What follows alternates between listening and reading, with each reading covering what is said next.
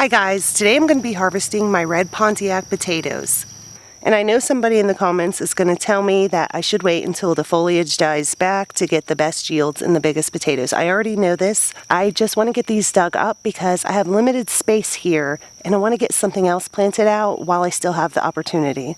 I'm perfectly happy to get a few small red potatoes. I'm not looking to feed my family all winter with the potatoes that I get. So let's get in here and see what we get.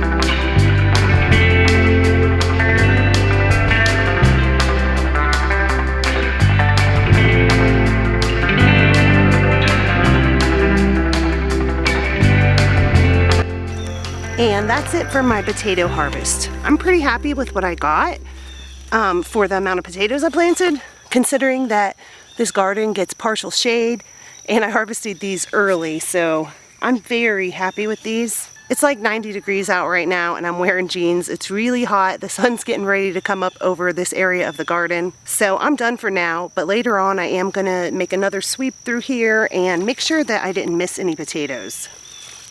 And that's all for this video, guys. Thank you so much for watching, and I'll talk to you next time. Bye.